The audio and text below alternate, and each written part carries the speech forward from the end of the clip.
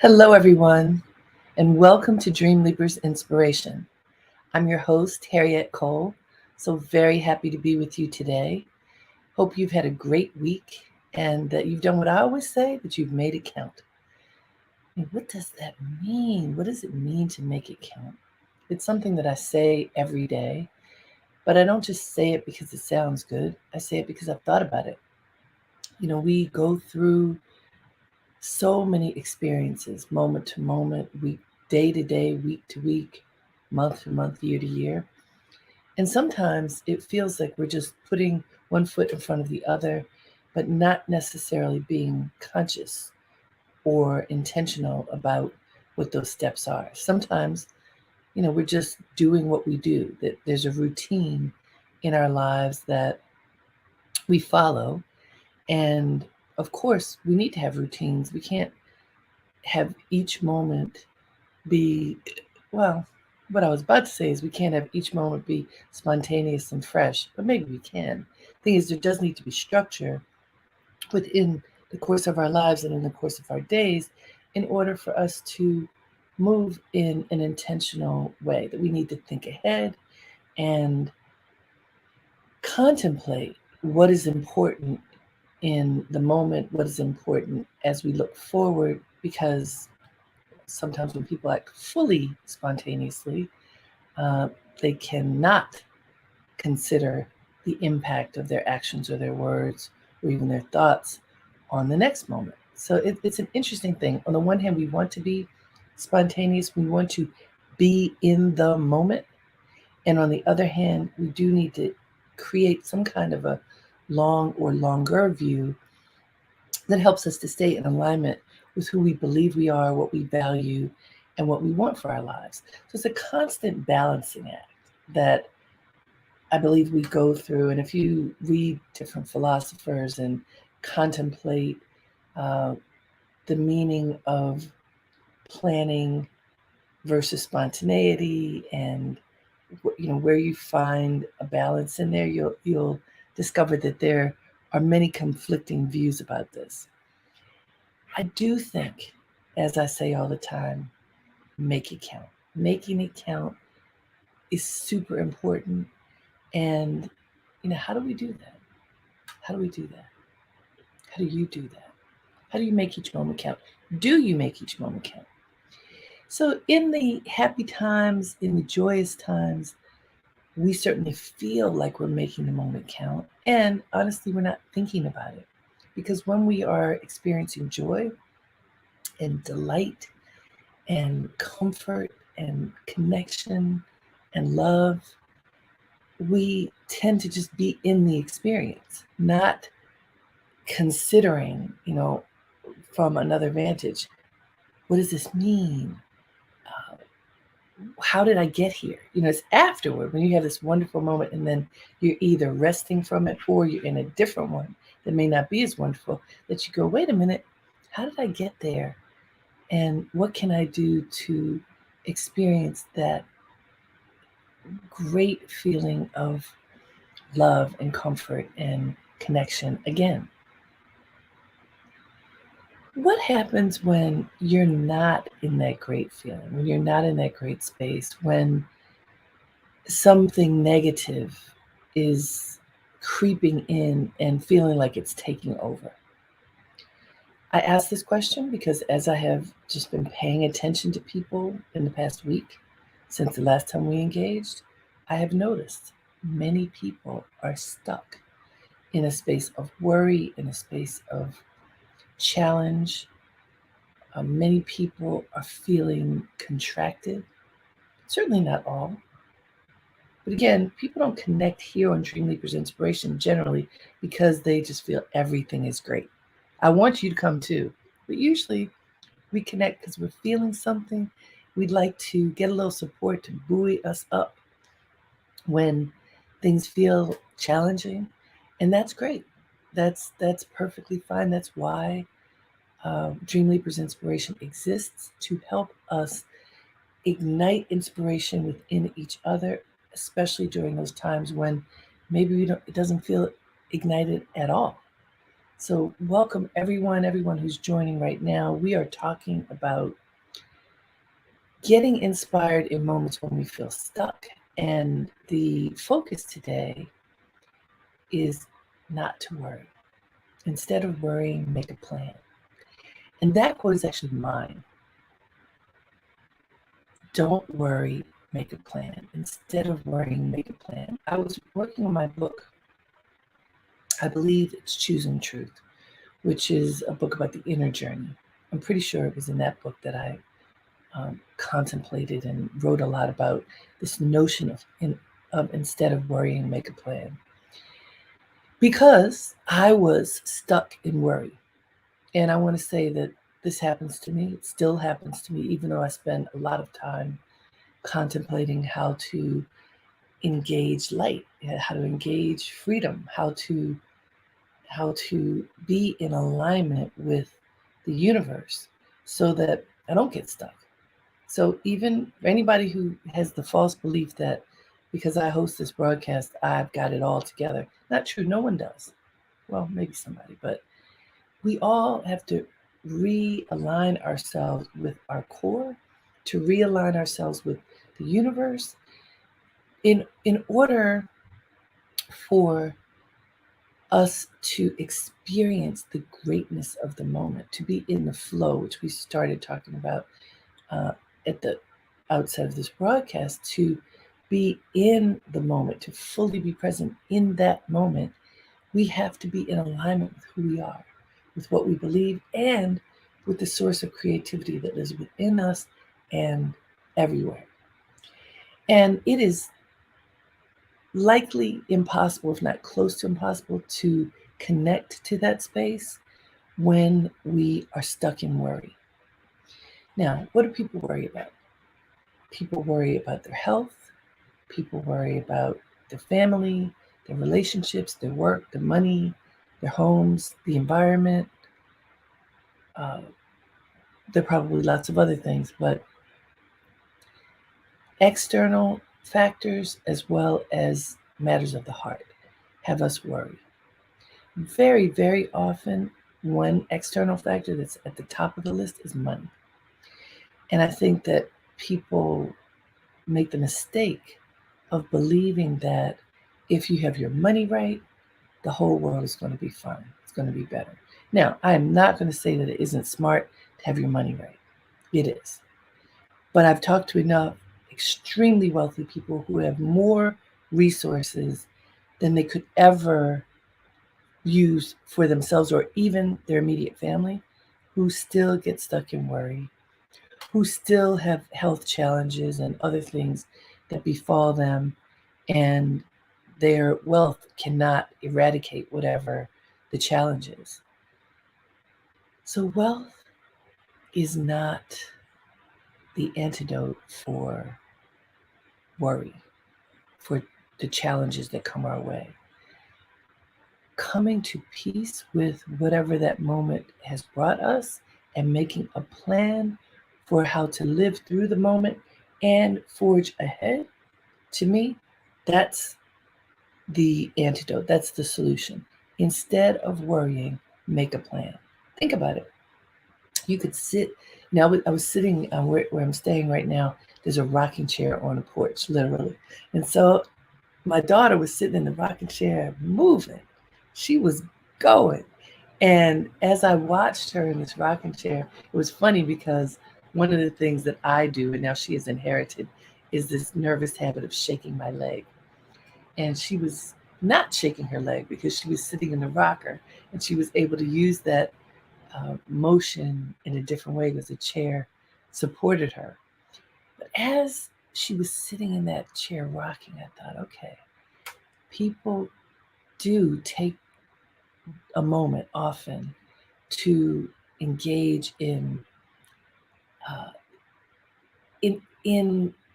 it's almost like stillness and agitation at once. The movement in the rocker can be intense. It could also be peaceful, but it can easily be intense. If any of you all have ever done it, the rocking chairs are not things that I feel people have that much anymore. But here's this rocker on the porch. We were sitting in it, and In this controlled moment, you can go to town rocking and shaking, and oh my goodness, all the stuff swirls up inside of you. And what do you do with it? If you sit with it long enough and breathe and invite it to dissipate, well, then you're like the elderly, our elders rocking in the chair, and you're letting it go. You're letting it go. You're coming to a space of peace. You're allowing yourself to just be, like the elders say, just be still. And after a while, that that rageful rocking can calm down and end up not even rocking at all, but just being still, sitting in the stillness of the moment when you allow yourself to let go of whatever is worrying you. When I have not given myself permission to let go of the worry, I've gotten a sick stomach, a headache, inability to sleep, agitation toward people that I love. A lot of negative stuff bubbles forth when you allow worry to be your focus. Worry begets more worry. You consider this one thing may be going wrong now, and another thing is coming, and another, and another, and another. Do you ever talk to people whose minds work like that, and they're in a spin about all the negative things that have happened in their lives and where they are now and where they believe they're headed? And it's again like that agitated rocking, and everything that's going into their being is something negative, and it feels like it's spiraling out of control. And I know you've talked to people like that. Maybe you've even been that person on occasion. Here's the other thing I know: nobody wants to hear it. If you are one of those people who does that, notice if you can.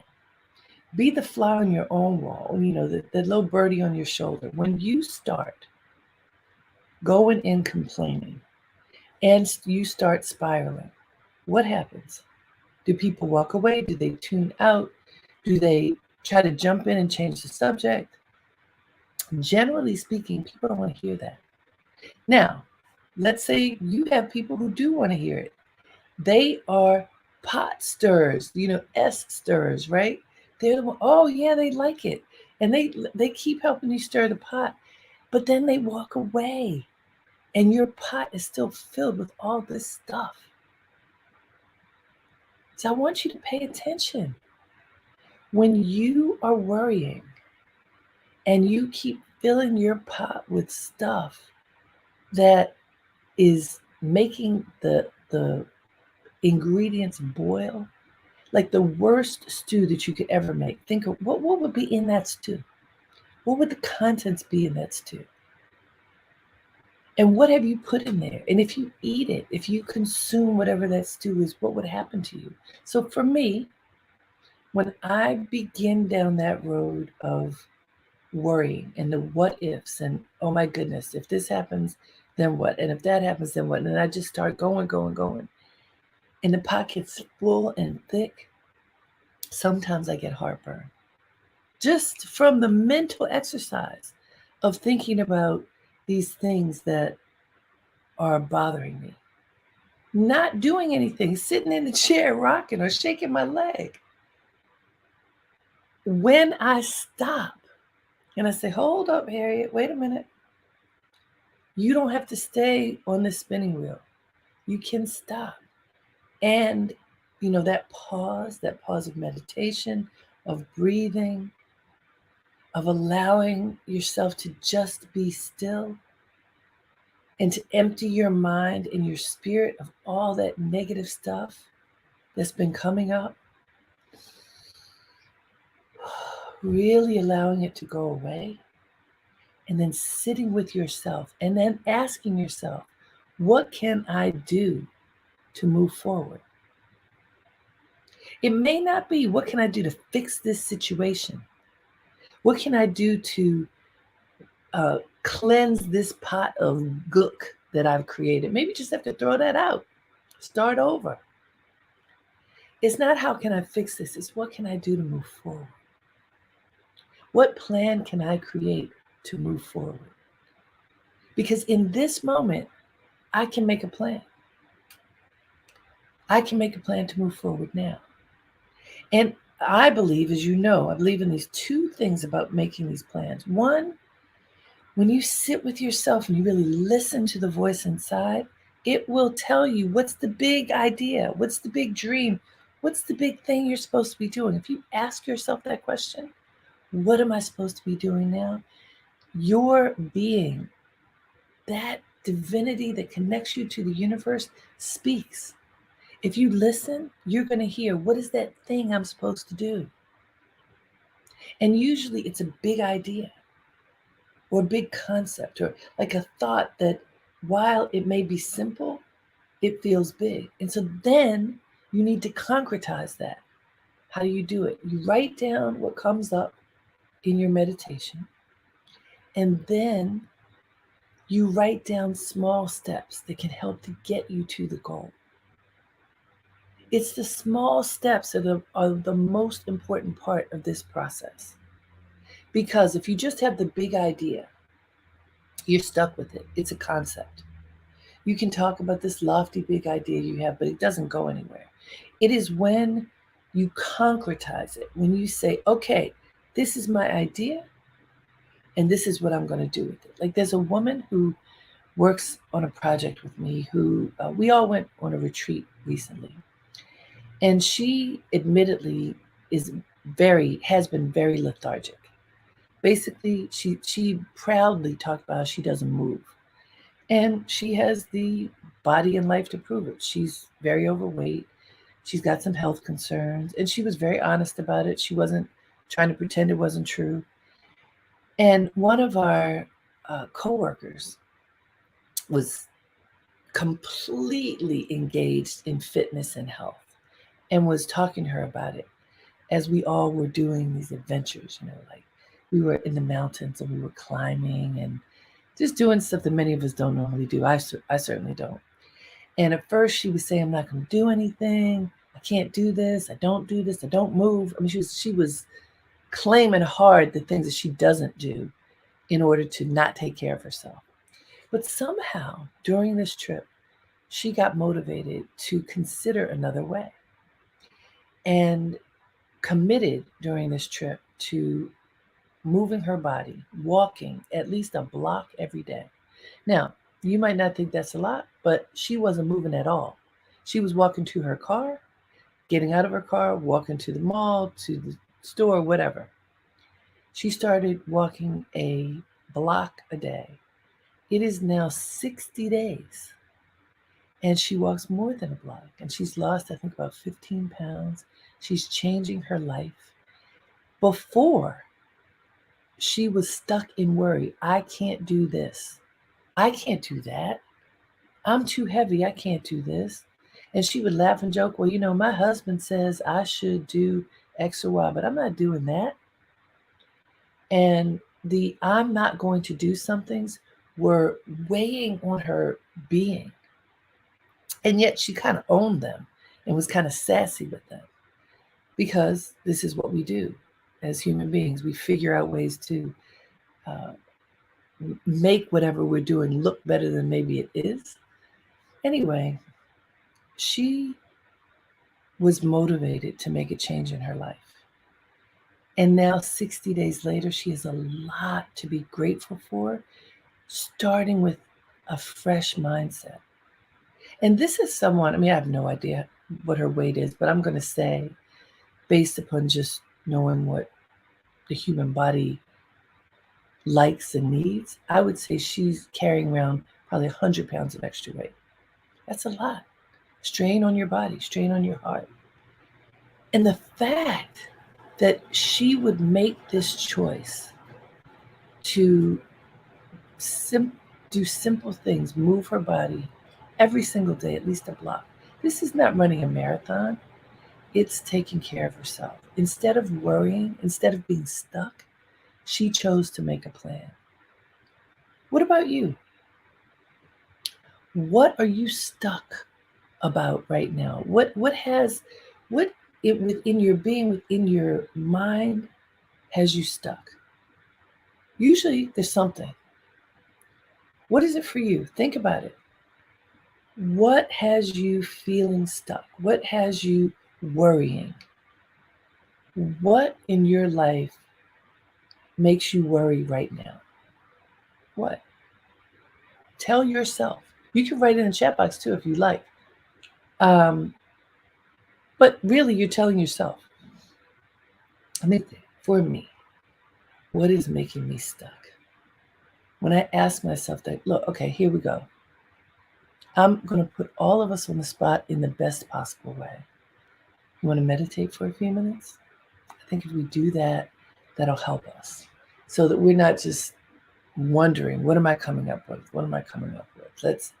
Let's meditate on it. So I'm going to find some, because my assistant's not with me today, so I'm going to find some meditation music and put some on. While I'm doing this, can I invite all of you?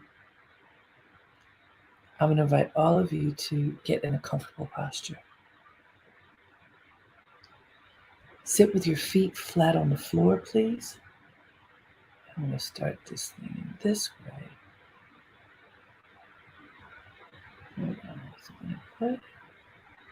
Yeah. So please, put your feet flat on the floor. And you know how I like to ask you to do this. If you can have no shoes on, really plant your heels into the floor and the balls of your feet into the floor as if you are grounding them literally in earth. All right, am I hearing this? Let's see. Yeah, here we go. It's not trying to let me, so we'll just do it without music. All right, everybody, close your eyes. You can put your thumbs and your forefingers together over your knees. And just breathe. Breathe in and out. Just breathe naturally. But you know, when you stop, as you're sitting to meditate and breathe, you may notice that you breathe deeper, and that's good. Because so often we breathe very shallowly. So right now, I just want you to breathe. Breathe fully. In and out. As you breathe in light and healing. As you breathe out, exhale any discomfort in your body. Breathe in light. Exhale discomfort. Breathe in light. Exhale discomfort. As you continue to breathe very naturally, ask yourself to allow whatever it is that is making you worry to emerge, to come to the surface. And don't be afraid.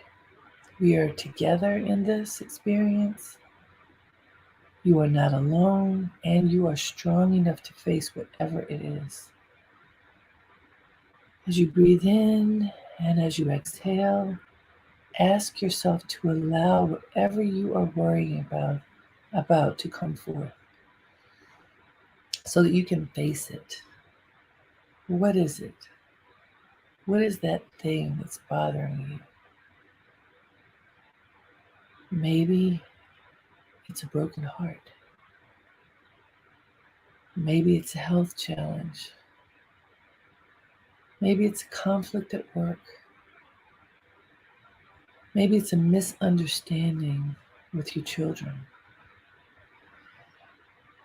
Maybe it's disappointment in yourself. Maybe it's boredom. Maybe it's anxiety about money. Maybe it's concern about your physical space. What is it? What is it? What is it for you? Allow whatever it is to come forth and show itself. What are you worrying about right now? And if you're one of the few who's nothing's coming up, good for you. Still do the exercise. Allow yourself to be transparent to yourself. Just breathe and ask yourself, what's going on inside of me? What do I need to release? Is there anything there that's making me uncomfortable? It may be finger pointing.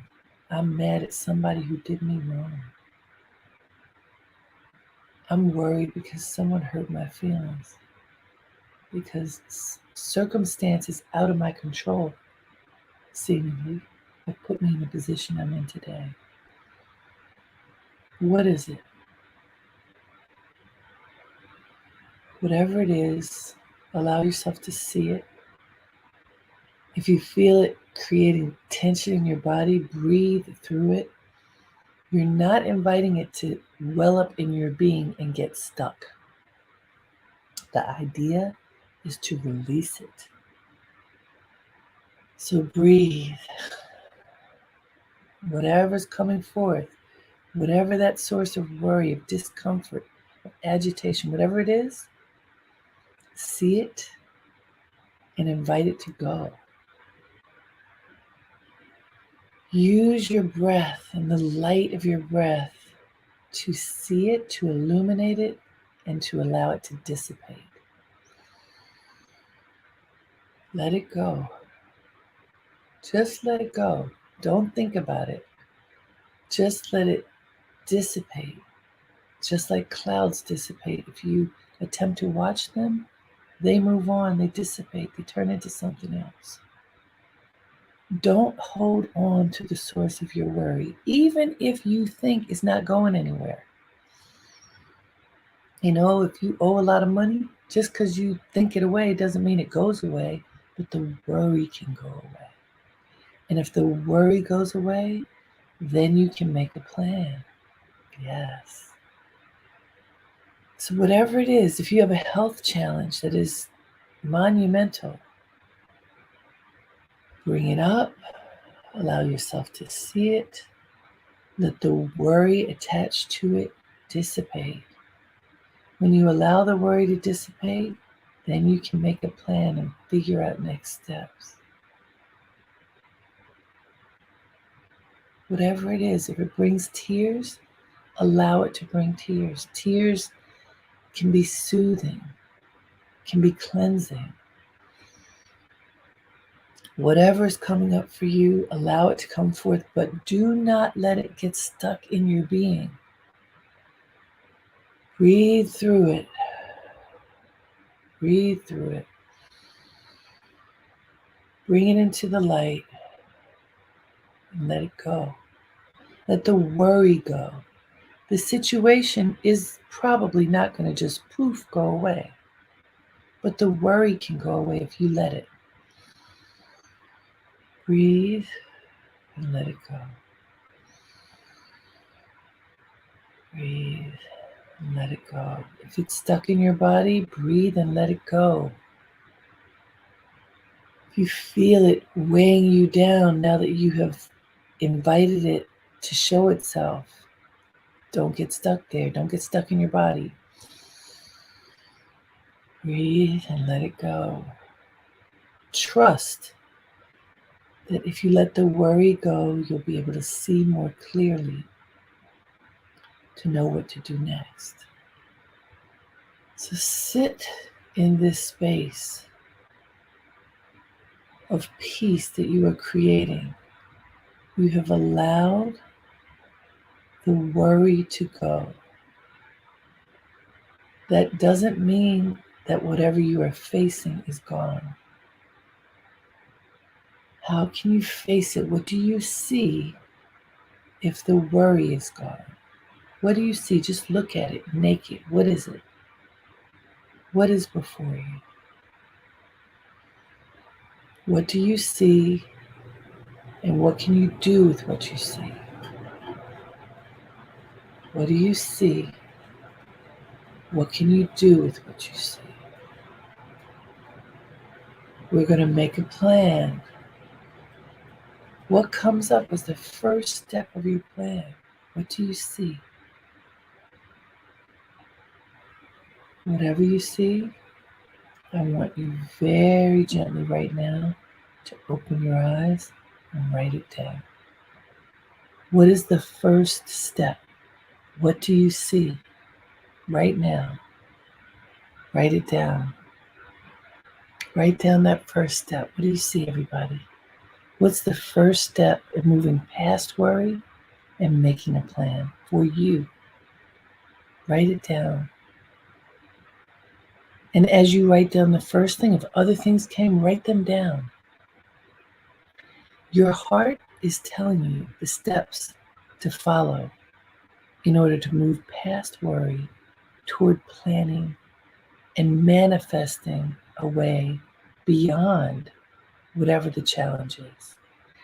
I'm going to read you one quote before we go. My quote for today, I told you, is instead of worrying, make a plan. That's my quote. But also, I found one for you. Let's see. Here you go. If you ask, what is the single most important key to longevity? I would have to say it is avoiding worry. Avoiding worry, stress, and tension. And if you didn't ask me, I'd still have to say it. That's from George Burns, the comedian. Come on. If you ask what is the single most important key to longevity, I would have to say it is avoiding worry, stress, and tension. And if you didn't ask me, I'd still have to say it. I love that. He was a comedian. Make yourself laugh. Find joy. Figure out how to engage peace and joy and lightness, especially when you feel worried. Laugh, dance, move your body, find your joy. When you do that, it's so much easier to look at whatever is going on in your life and to make a choice, a baby step that will help you to move past whatever the worrying is. It may not feel like it right now if you're really encumbered by something, but I know from personal experience that it works. And so I invite you to meditate, to allow those worries to come forth and to invite them to dissipate. And then ask yourself, what is your next step? What can you do now to make a plan to move past that discomfort? You can do it. And guess what? Doing it this time doesn't mean that you're not going to have to do it again. This is life. It's a continuous process. This works, my friends. So I encourage you to do it. Until next time, have a great day and make it count. Namaste.